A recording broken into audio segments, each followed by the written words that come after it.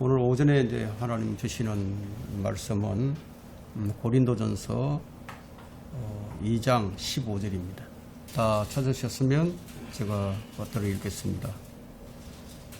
영적인 사람은 모든 것들을 판단하나 자신은 아무에게도 판단을 받지 아니하느니라. 설교 제목은 정치적 판단과 유보, 무엇이 옳은가? 정치적 판단과 유보. 정치적 판단과 유보에 대한 우리의 선택은 무엇이 되어야 할까요? 성경은 우리에게 무엇입니까? 성경은 단지 하나님의 말씀이 기록된 책이 아니라 종교적 신념이나 인간의 통제 영역을 넘어서서 작용하는 책입니다. 성경은 역사 속에서 무엇이 일어날 것이고 어떻게 일어날 것이며 왜 일어날 것인지를 말해줍니다. 누구든지 이 책을 받아들일 수도 있고 거부할 수도 있죠. 성경의 이 정확도, 성경이 말하고 있는 이 정확도를 믿느냐 믿지 않느냐의 문제이지, 성경이 일어날 것이다 라고 말한 일은 반드시 역사 속에서 일어나고야만 합니다. 성경은 믿는 그리스도인들에게 절대적인 권위, 최종 잣대가 된다는 데는 아무도 이견을 제시하지 못할 것입니다. 사실이 이러함에도 불구하고 오늘날의 이 그리스도인들에게는 성경이 최종 거리가 되지 못하고 있다는 것 역시 사실이에요. 그것은 성경을 잘 몰라서 그렇기도 하고요, 성경을 무시해서 그렇기도 합니다. 어쨌든 오늘날은 성경이 무시되는 시대예요. 믿지 않는 자들에게는 늘 그래왔으니까 그것은 문제라고 할 수 없겠지만, 그러나 문제는 믿는다고 하는 사람들 사이에서 성경이 무시되고 있다는 거예요. 여러분이 상식적으로 한번 생각을 해보세요.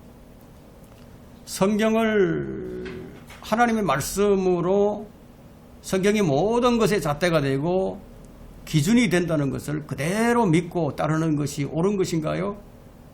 아니면 자기 좋을 대로 하면서 성경을 무시하는 것이 옳은 것인가요? 무엇이 상식입니까?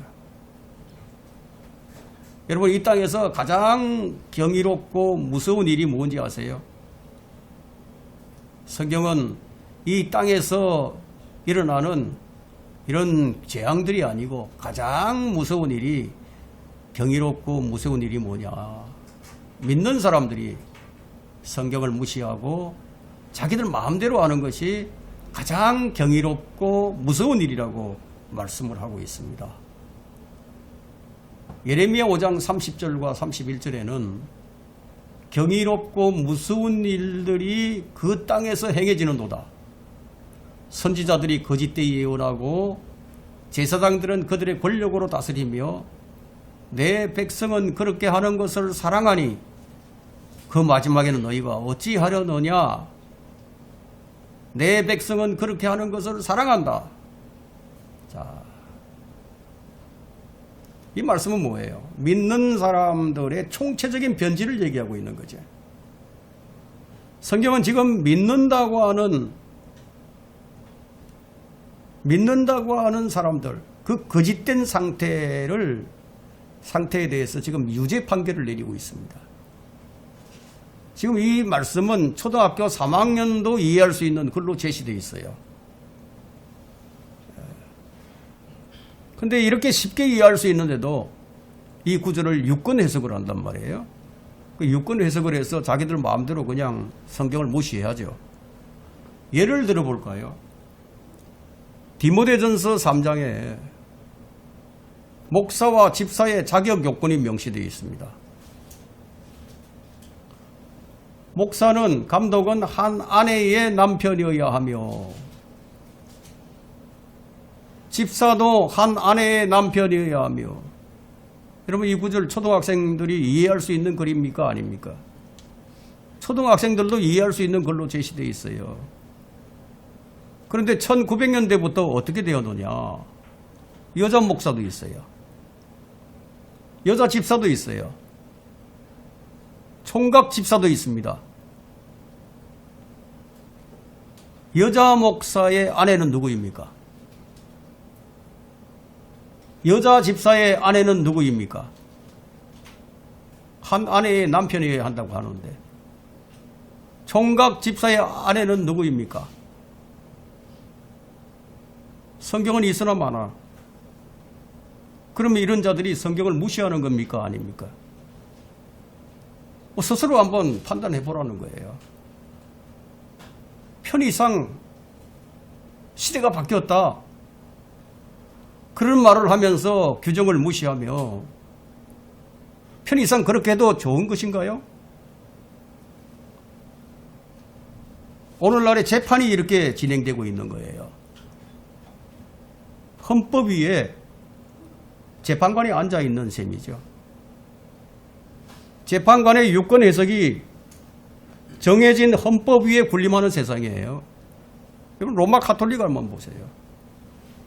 그들은 편의상 성경에 없는 것들을 만들어 시행하고 있죠.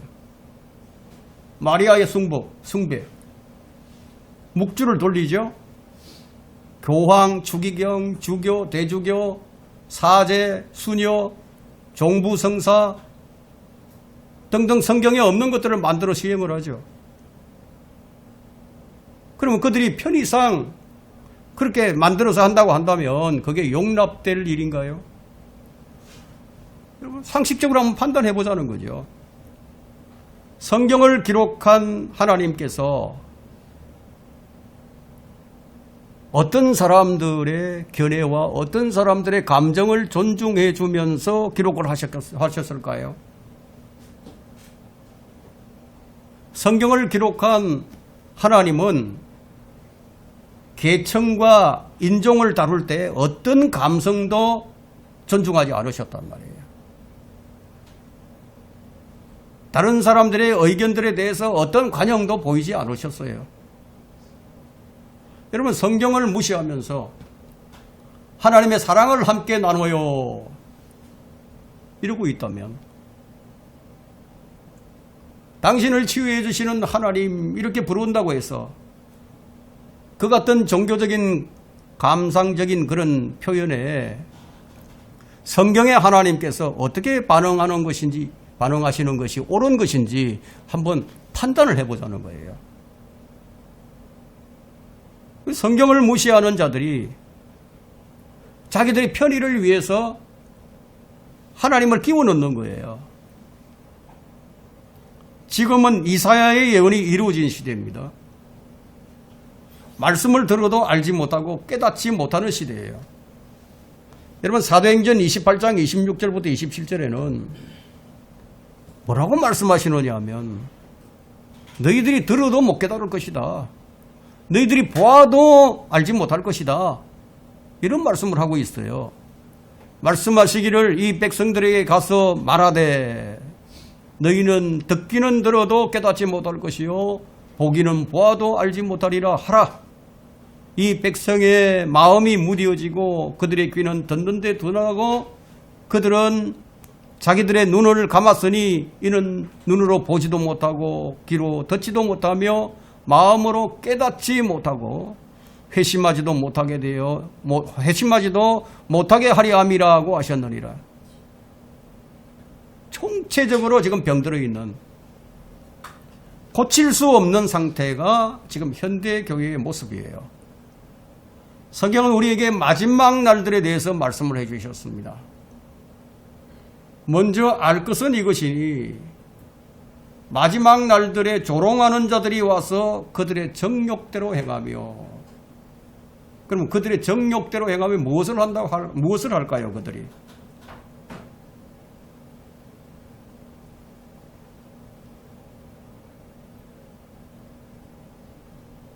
정욕대로 행하며 성경을 무시하는 거죠. 무엇을 먼저 알라고 말씀하셨습니까? 먼저 알 것은 이것이니 가짜들이 누구인지 판단하라는 거죠. 이들이 누구입니까? 바로 우리가 방금 예레미야 5장 31절을 읽었죠. 선지자들은 거짓되이 예언하고 제사장들은 그들의 권력으로 다스리며 내 백성을 그렇게 하는 것을 사랑하니 그 마지막에는 너희가 어찌하려느니. 자, 이와 같은 일들이 일어날 것인데, 그런데 백성들은 그것을 더, 거짓말을 더 좋아한다는 거예요. 자기들 마음대로 다스리는 자들을 더 좋아한다는데, 그러면 여러분 같으면, 자, 이렇게 하는 자들을 하나님께서 어떻게 해주시는 것이 좋을 것 같습니까? 성경으로 판단하기에 앞서서 우리 상식적으로 한번 생각해 보자는 거예요. 불의와 거짓을 사랑하는 백성, 거짓 목사와 타락한 종들을 더 사랑하는 크리스찬들, 도덕적으로 완전히 망가진 상태. 여러분, 이런 국가에 복을 달라고 여러분 하나님께 기도할 수 있겠습니까?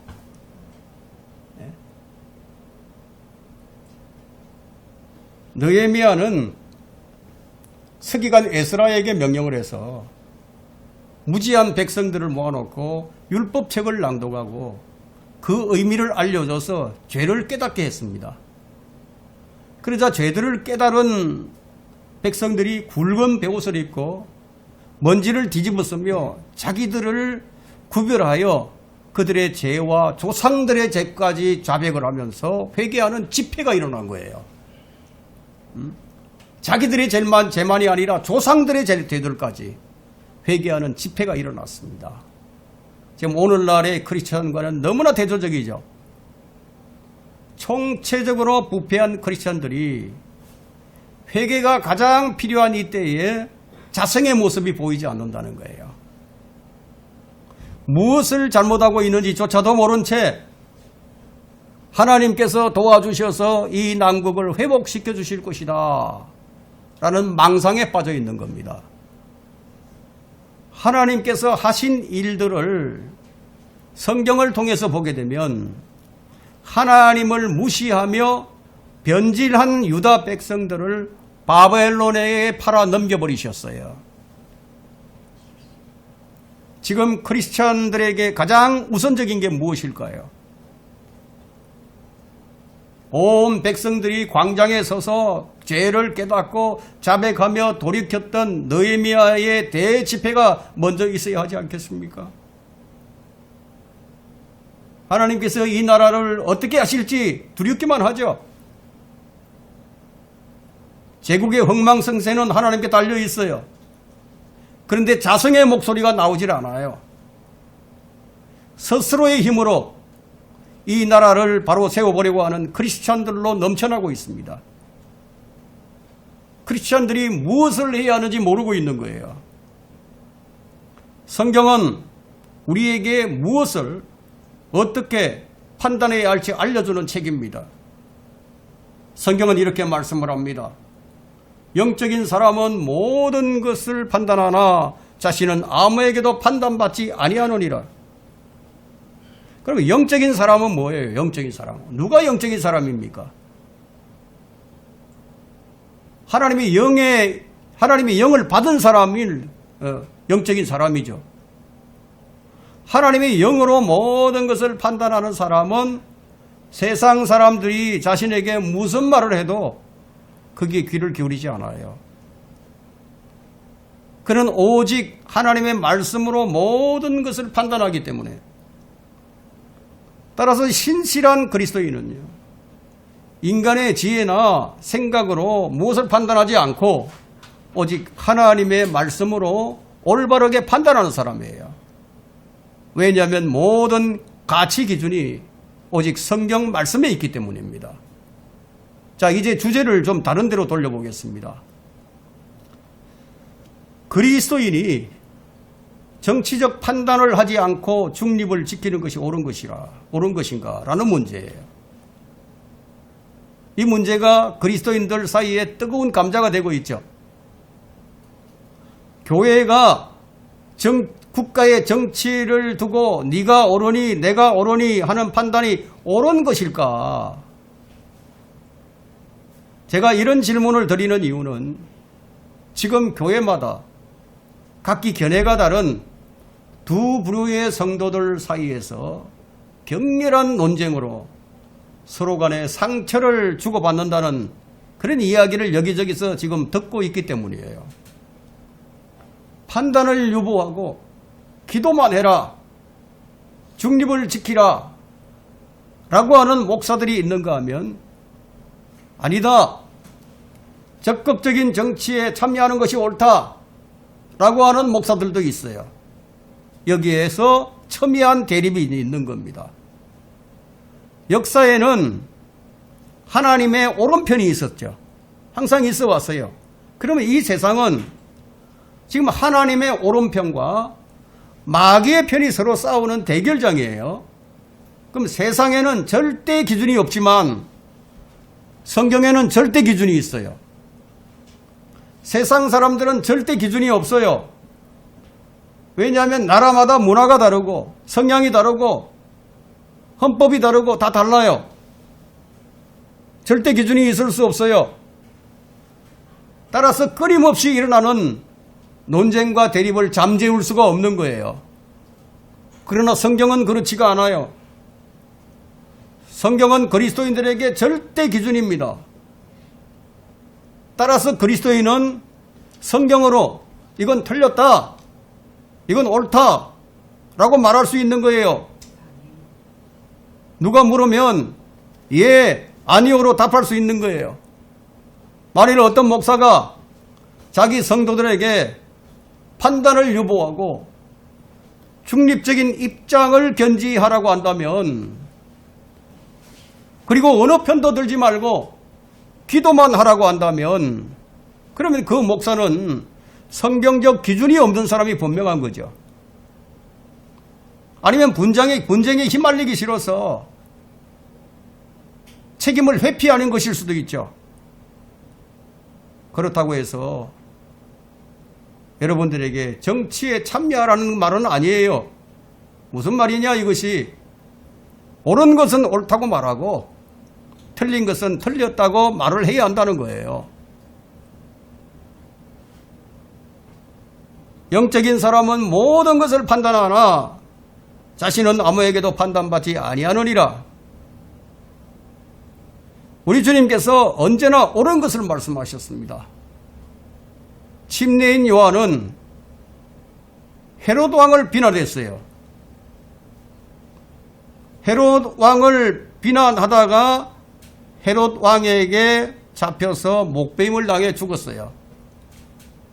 그러면 어떤 사람은 이것을 두고 요한이 정치에 관여한 것이라고 말하는 사람들이 있는데 그것은 잘못된 판단입니다. 그는 정치에 참여한 것이 아니었고요. 그가 투쟁한 것도 아니었어요.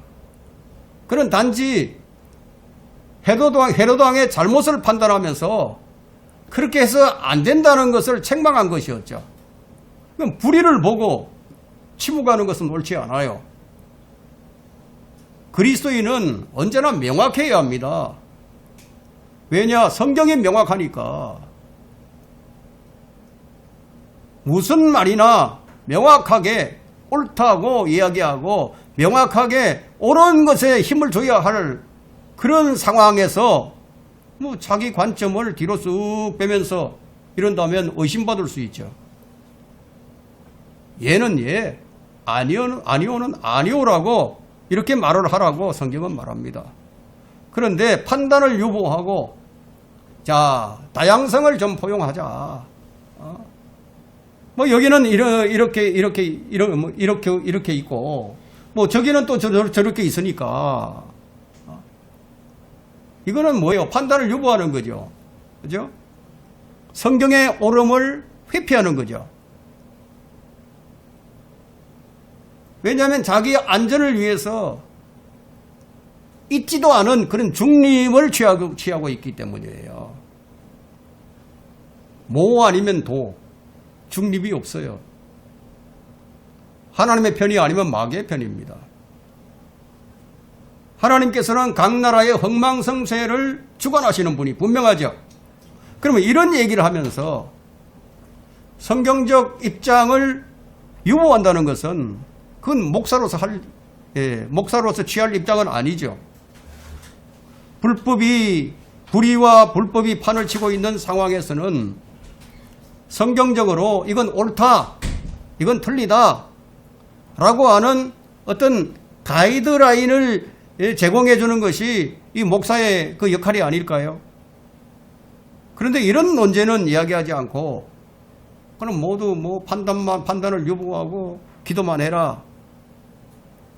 그러면 이것은 결코 옳은 것이 아니지 않을까요? 그럼 기도를 할 때 그럼 어떻게 기도를 해야 됩니까? 성경은 하나님의 뜻에 따라 기도하라고 했습니다. 하나님의 뜻대로 하는 기도가 응답을 받아요. 그러면 지금 이 나라가 불법이 판을 치고 있는데 하나님은 어찌하면 좋습니까? 라고 기도한다면 그는 이미 현 정치 상황을 판단한 것이지 유보한 것이 아니지 않습니까? 잘못되어 있는 상황을 판단을 한 거죠. 그러니까 그런 기도를 하죠.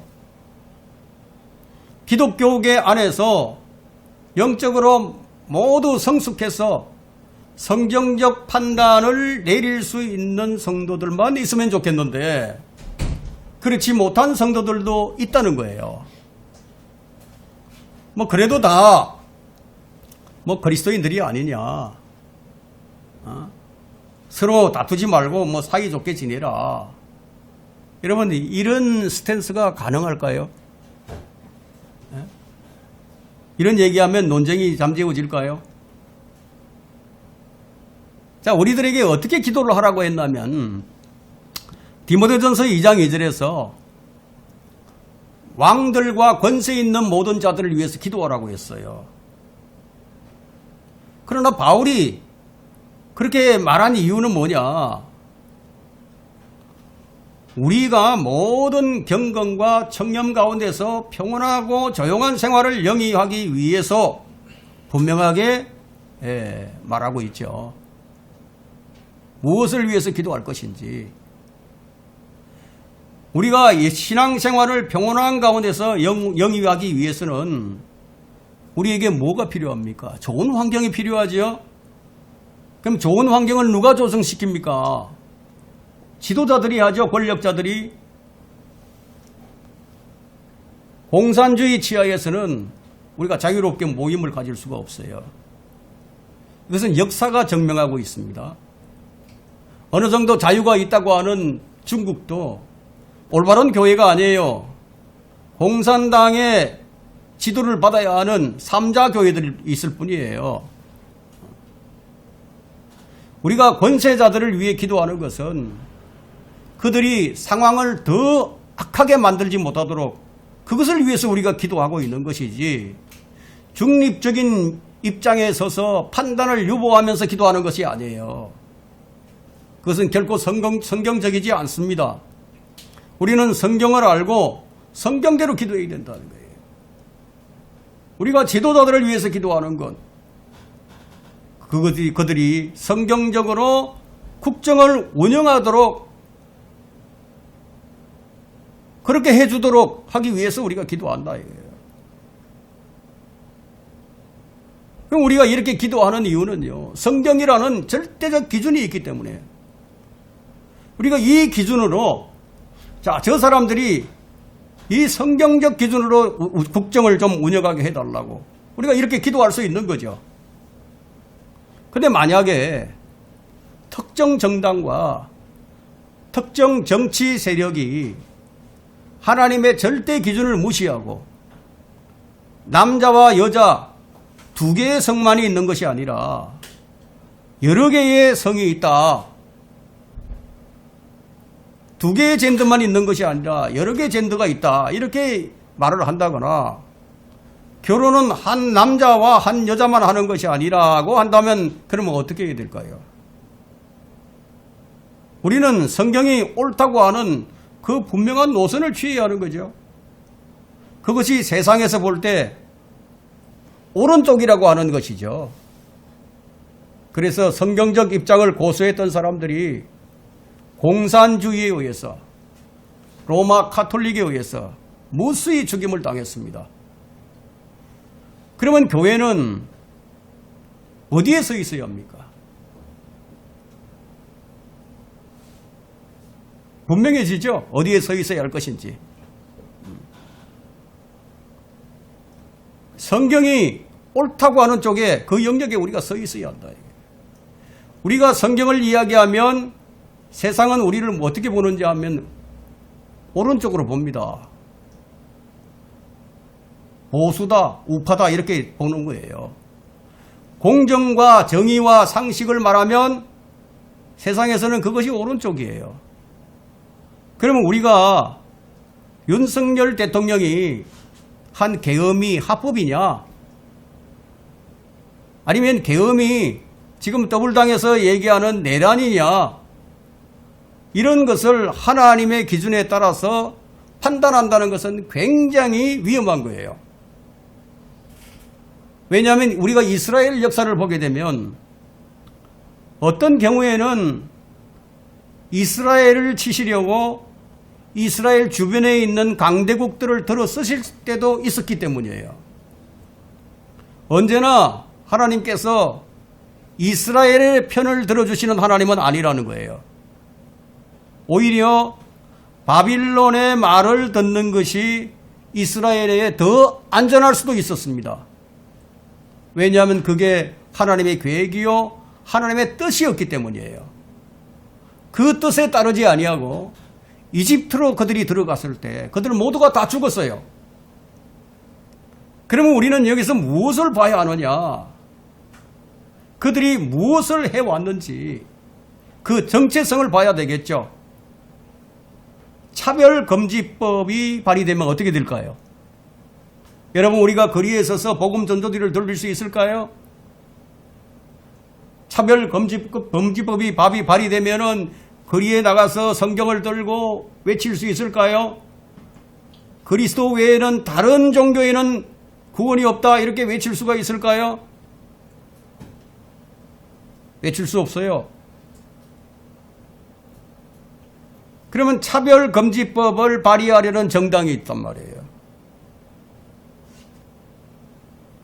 그리고 예배의 자유를 보호하는 정당이 있어요. 자유민주주의를 파괴하는 쪽이 있고 그것을 지키려고 하는 쪽이 있고 여기에서 우리는 당연히 가치 판단을 해야 한다는 겁니다.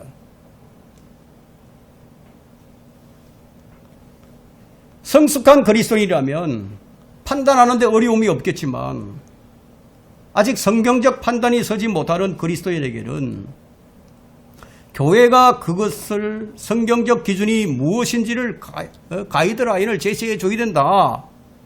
교회가 성경적 판단을 하지 못할 때는 어떤 일이 발생하게 되는지 아십니까? 독일에 있었죠. 독일의 나치 히틀러를 독일 교회들이 얼마나 지지해 주었는지 아십니까? 그 당시 독일 교회들은요, 히틀러를 지지하는 것이 옳은 것인 줄 알았어요. 왜 그렇게 했느냐? 그들은 성경을 무시했으니까. 성경적 판단을 내릴 수가 없었어요. 지금도 성경적 기준이 서 있지 못한 교회들은 차별금지법을 지지하고 동성연애를 지지하고 공정과 상식이 결여된 불법을 자행하는 정당을 지지하게 되는 겁니다. 따라서 교회는 성경적 기준이 바로 서야 합니다. 그 성경적 기준을 성도들이 가질 수 있도록 바르게 지도해야 할 의무가 교회에 있는 거예요. 예를 들어서 대한민국이 가진 이 사법적인 절차와 시스템이 붕괴되면 어찌 될 것 같습니까? 지금 많은 국민들이 들고 일어나는 이유가 무엇입니까? 그것은 민주적 절차와 사법 시스템이 붕괴되고 있기 때문이다. 그 사법 시스템이 제대로 가동되지 못하니까 분노해서 막 일어나는 거예요. 사법부가 정치적 편향성을 띠고 지금 편향성을 보인단 말이에요. 과연 이럴 때 그리스도인들이 어떤 자세를 취해야 하는가 하는 거예요. 정치적 판단은 유보하고 기도만 하는 것이 옳은 것인가요? 아니면 정치적 판단을 하고 기도해야 하는 것이 옳은 것인가요? 교회는 역사에서 하나님의 오른편에 서야 합니다. 이스라엘 역사가 이것을 보여줍니다. 이스라엘 선지자들은 정치적, 사회적 실상을 보여주고 그들이 무엇을 해야 할지를 가르쳤습니다.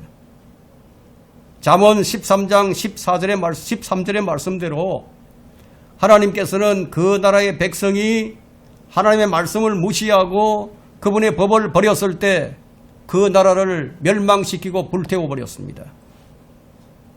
잠언 13장 13절에 말씀을 멸시하는 자는 누구라도 멸망할 것이나 계명을 두려워하는 자는 보상을 받으리라. 이 점과 관련해서 볼 때 한국이 과연 하나님께 무엇을 기대할 수 있겠습니까? 헌재와 법원과 검찰과 경찰, 정당들은 모두 하나님의 법을 무시하고 공정과 상식이 사라지지 않았습니까? 하나님께서 정확하게 이스라엘을 이렇게 하셨어요.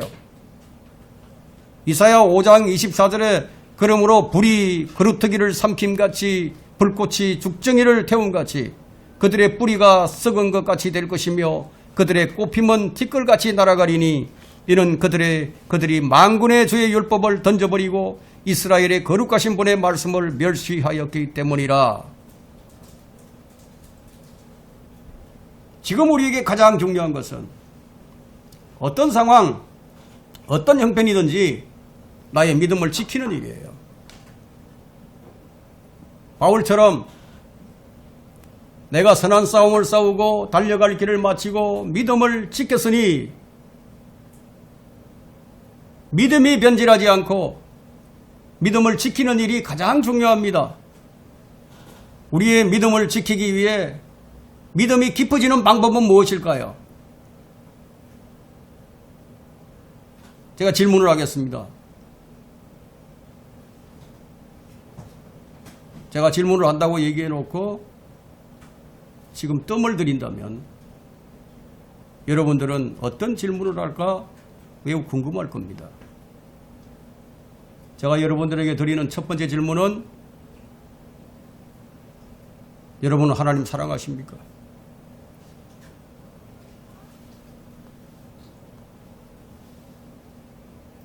여러분은 분명히 하나님을 사랑합니다. 그것도 첫째로 사랑한다고 대답할 겁니다. 그러면 저는 또 이렇게 질문합니다. 하나님을 향한 여러분의 사랑을 무엇으로 진단을 할 것인가?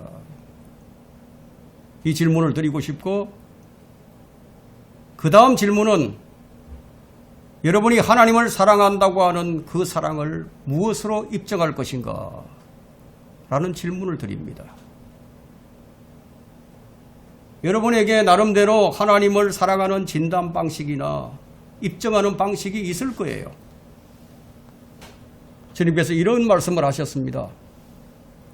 너는 네 마음을 다하고 혼을 다하고 생각을 다하고 힘을 다하여 주 너의 하나님을 사랑하라. 이것이 첫째 계명이니라. 여기에는 몸, 혼, 영이 다 총동원되어 있죠. 주님은 우리가 하나님을 적당히 사랑하는 것을 원치 않으십니다. 주님은 우리의 전부를 원하시는 거예요. 여러분이 이렇게 하나님을 사랑하고 있다면 여러분은 하나님을 원하는 마음으로 가득 차 있을 거예요. 이것이 성경적 진단 방법입니다. 저는 여러분이 하나님으로 마음이 하나님으로 가득 차서 이 설교를 듣기를 바랍니다. 하나님의 아들이 우리에게 자유를 주셨어요. 그러므로 만일 아들이 너희를 자유롭게 하면 참으로 너희가 자유롭게 되리라. 그런데 이 자유를 박탈하려고 호시탐탐 엿보는 자들이 있어요.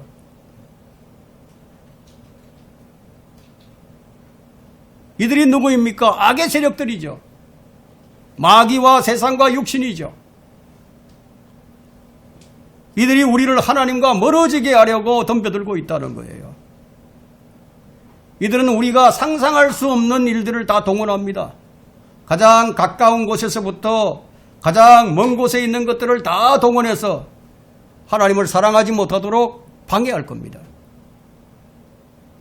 여기에는 여러분 자신이 가지고 있는 육신의 정욕과 안목의 정욕, 생의 자랑, 그리고 여러분 주변 사람들과 환경, 그리고 악한 영들도 총동원될 겁니다.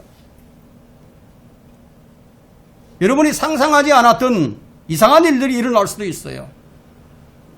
어떤 방법을 동원해서라도 하나님을 향한 사랑을 쉽게 만들려고 할 겁니다.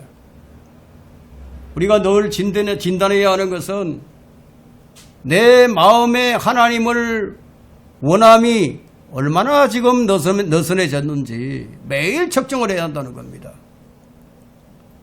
열심을 내어서 내 마음을 지키는 일이 가장 중요한 거예요. 삶의 문제들이 거기서 나오니까.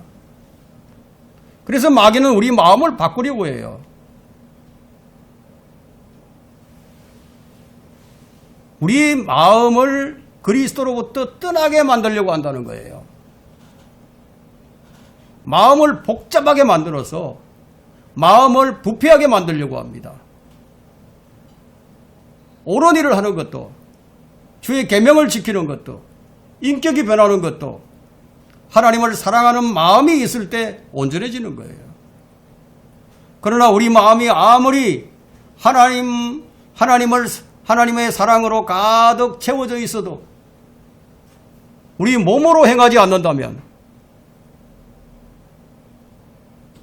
그리스도의 심판석에서 받을 상이 없어요.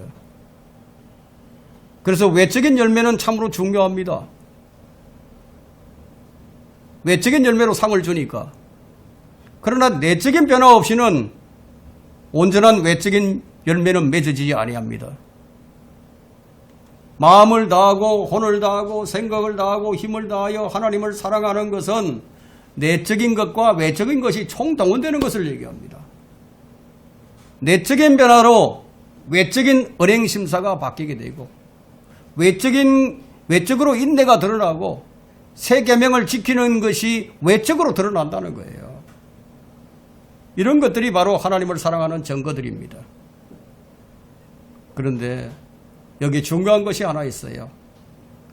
하나님을 사랑하는 데 있어서 중요한 것이 뭐냐? 열정이에요, 열정. 우리 주님께서는 열정이 있었습니다. 아버지의 일을 하시는 데 있어서 열정이 있었습니다. 여러분에게 하나님을 향한 열정은 무엇입니까? 열정이 있어야 외적인 열매도 맺어지는 거예요. 지금 하나님을 갈망하고 있습니까? 그분이 오늘 오시기를 기다리고 있습니까?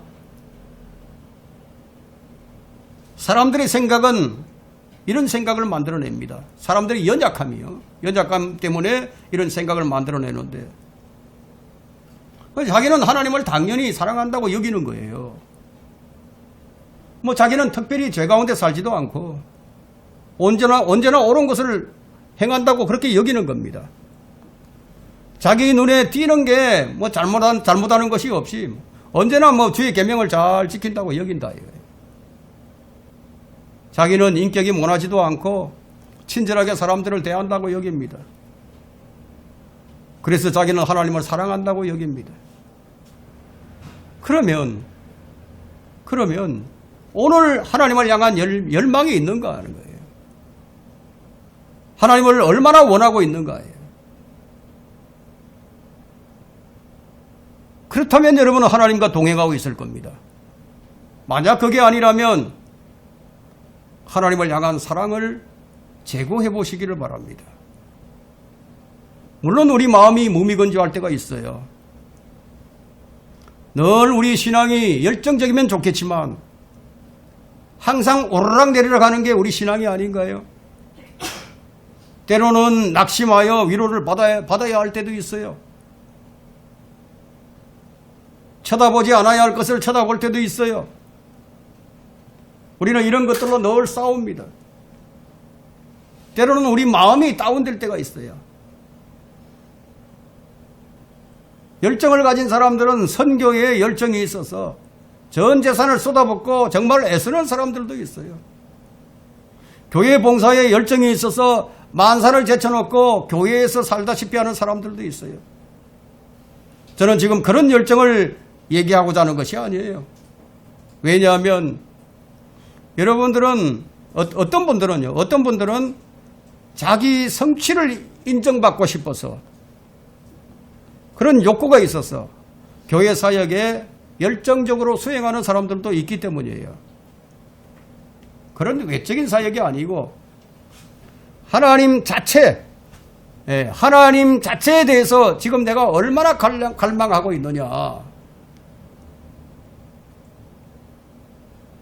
물론 뭐 외적인 것이 좋으면요, 인정도 받고 저 사람은 정말 하나님을 열정적으로 사랑하는 사람이다, 이런 평가를 받을 수도 있겠죠. 그러나 그것이 어쩌면 자신의 욕구일 수도 있다는 거예요. 하나님을 열정적으로 사랑하는 사람은 증거가 뭐냐? 의를 사랑하는 것이 있습니다. 의를 사랑한다. 의를 사랑한다는 것은 반드시 행동으로 나타납니다.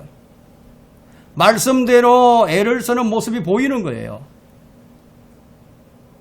자, 그렇다면 내게 하나님이 역사하였다는 증거를 어떻게 나타내야 할까요? 내게 하나님께서 역사를 하셨다. 진실로 하나님이 내 마음에 역사하셨다는 증거는 어떻게 나타날까요? 내가 이전에 사랑하던 것들을 이제는 미워한다 이거예요. 내가 이전에 무시했던 성경을 이제는 내가 사랑하게 되었다 이거예요. 여러분, 누구든지 이 사실에 동의할 수 있죠. 그럼 이 사실에 대한 설교를 들을 때도 도전을 받을 수 있어요. 하지만 제가 여러분에게 원하는 것은 여러분이 그런 도전과 설교에 대한 동의하는 것으로 만족하지 말라는 겁니다. 제가 원하는 것은 그것이 여러분의 실생활이 되었느냐 하는 점이에요. 실제로 그렇게 사느냐? 이것이 바로 열정이죠. 동의와 도전이 실제가 되었는가?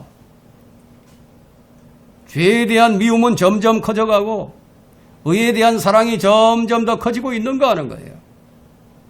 하나님을 정말 갈망하는 사람은 항상 이 문제를 진지하게 생각을 합니다. 그리고 이 질문을 자기 현실로 삼아요. 그럼 이것이 자기 현실이 되지 못한 사람은 이제 하나님께서 그 사람을 다루시겠죠. 그것이 징계로서 드러날 수도 있고 채찍으로 드러날 수도 있어요.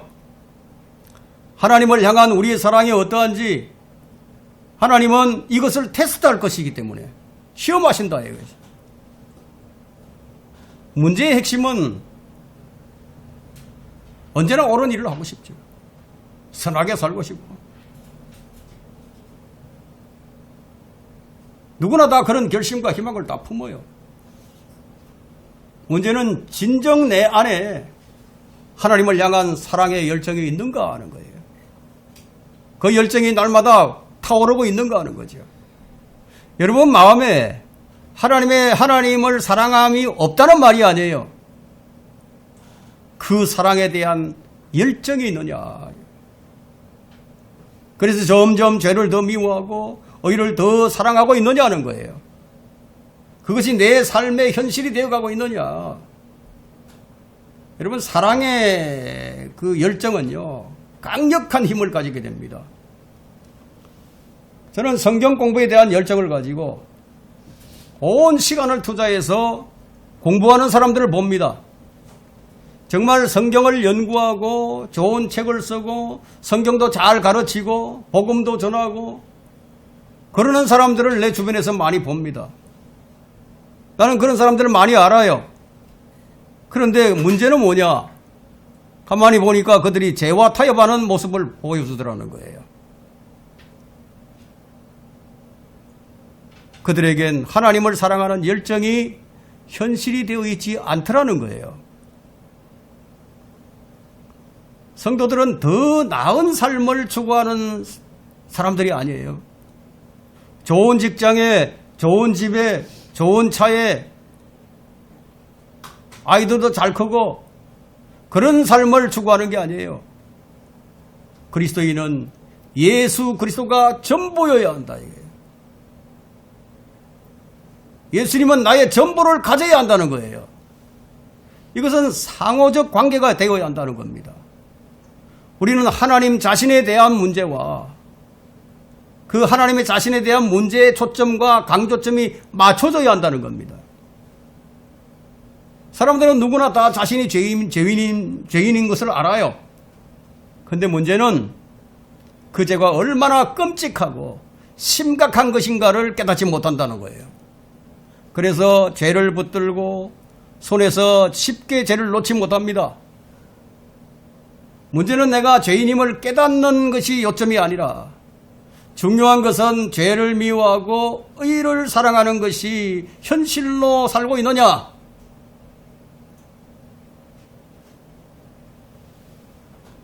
사람들은 말하기를 종종 하나님과 새로운 관계를 맺게 되었다. 내 삶을 드렸다. 헌신했다. 이렇게 말을 합니다. 그렇다면 죄와 타협은 하지 말아야 하는 게 아닐까요? 왜냐하면 죄를 미워하지 않고는 하나님과 새로운 관계를 맺은 것이 아니기 때문이에요. 성령께서 우리가 주님을 구주로 믿었을 때 우리 마음에 어떤 초자연적인 기적을 행하셨는가? 어떤 기적을 행하셨을까요? 고린도후서 5장 17절을 보게 되면 그러므로 누구든지 그리스도 안에 있으면 새로운 피조물이라. 옛것은 지나갔으니 보라 모든 것이 새롭게 되었도다. 우리가 구주를 믿을 때 그 순간에 하나님께서 모든 것을 새롭게 다 바꿔놨어요. 그런데도 죄를 미워하는 사람, 죄를 미워하는 마음이 없다. 어떻게 그런 일이 있을 수 있을까요? 이전에는 하나님께서 싫어하는 삶을 살았는데 이제는 하나님의 모든 것, 그 모든 것 위에 최고의 가치를 두고 하나님을 갈망하고 사랑하는 삶을 산다면 그게 성령께서 여러분 안에서 행하신 성령의 기적이에요.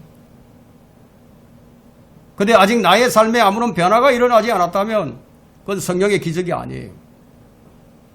지금 우리가 지상에 살면서 하나님을 사랑하지 않는다면 그 주님을 대면할 때 그때 그 부끄러움을 어떻게 감당할 수 있을까요?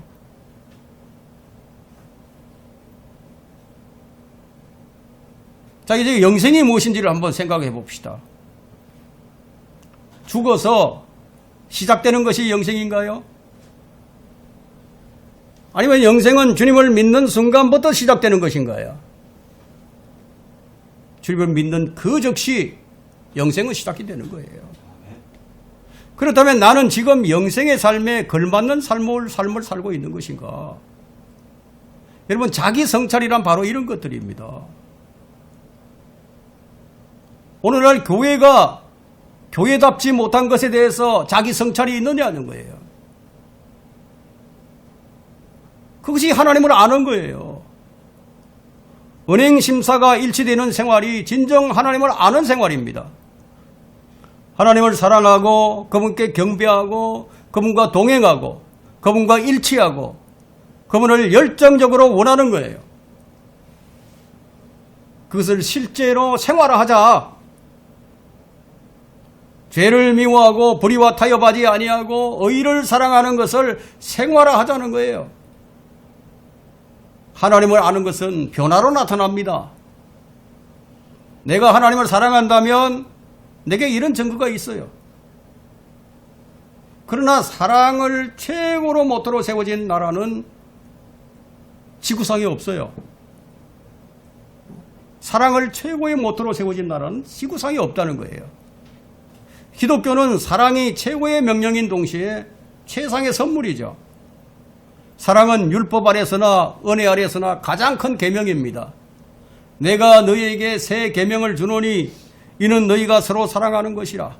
내가 너희를 사랑한 것 같이 너희도 서로 사랑하라. 이 지구상에 사랑을 완성하신 딱 한 분이 계시는데 그분이 바로 우리에게 새 계명을 주신 예수 그리스도십니다. 사랑이 무엇인가는 고린도전서 13장에서 다 보여주었죠. 거기에 나오는 사랑이라는 단어 대신에 예수님을 대입을 해보세요. 여러분 고린도전서 13장에 사랑 대신에 예수님을 대입해 보시면 주님께서 이 사랑을 완성하신 분임을 알 수 있습니다. 에베소서 5장 2절에 그리스도께서 우리를 사랑하시어 우리를 위하여 자신을 하나님 앞에 향기로운 냄새를 내는 제물과 희생으로 드린 것 같이 너희도 사랑 안에서 행하라. 사랑 안에서 행하라. 어떤 사랑? 그리스도의 사랑 안에서. 이 구절에서 사랑은 행하는 것이에요. 생각만으로나 마음속으로만 하는 게 사랑이 아니에요. 실천하지 않는 믿음은 살아있는 믿음이 아니에요. 우리는 살아있는 실천하는 믿음의 소유자가 되어야 합니다. 말씀을 정리하도록 하겠습니다. 여러분은 모두 믿음이 강한 사람이 되어야 합니다. 그러나 믿음이 깊어지는 길은 하나밖에 없어요. 예수님이 우리에게 보여주셨던 갈보리 십자가, 거기에 가는 길밖에 없어요. 예수님이 우리를 사랑하셨던 그 사랑, 그분이 우리에게 어떻게 사랑을 나타내셨습니까? 바로 십자가의 죽음이었죠. 그분은 우리를 구원하시기 위해서 십자가를 지셨어요. 우리가 지옥을 향해 가는 사람들에게 그리스도의 사랑이 무엇인가를 알리는 것. 내 주변에 그런 사람들이 많이 있죠. 지옥을 향해 가는 사람들. 예수님께서 병든 자들을 찾으셨던 것처럼 그것을 하고자 하는 마음이 들 때, 그것을 하고자 하는 마음이 될 때 그리스도께서 우리와 함께 일을 하시는 겁니다. 예수님을 정말로 느끼고 싶은 마음이 있다면 예수님의 마음이 되어서 예수님의 손과 발이 되어 보는 수밖에 없어요. 마음을 거기에 두기 시작하는 순간에 주님의 마음이 된다는 거예요. 주님의 마음. 이런 구체적인 행위에 관계되지 않고서는 믿음이 강해지는 방법은 없다고 말씀을 드립니다. 행동하는 믿음과 행동하지 않는 믿음은 어떤 차이가 있을까요? 내게 부족함이 없는 믿음이란 어떤 믿음일까요?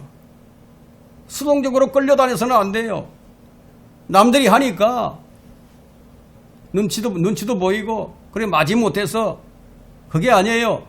자원함으로 기쁨으로 능동적으로 하는 믿음이 되어야 한다 이거예요. 행동하는 믿음과 행동하지 않는 믿음은 야고보서에서는 행동하지 않는 믿음을 죽은 믿음이라고 말을 하고 있죠. 오늘날 사람들 대부분은 죽은 믿음을 소유하고 신앙생활을 합니다. 주님의 손발이 되기를 원하지 않아요. 성경적 믿음이 깊어지게 되면 어디에 서는지 아세요? 오른편에 섭니다. 영적인 사람은 모든 것을 판단하는 거예요. 저는 여러분 모두가 영적인 사람이 되어서 올바른 판단을 하는 사람들이 되기를 진심으로 바랍니다. 사실 우리가 하나님의 계획과 목적을 안다면 시민의 권리, 여성의 권리, 동성연애자의 권리 등과 같은 어린애 장난에 불과한 짓들을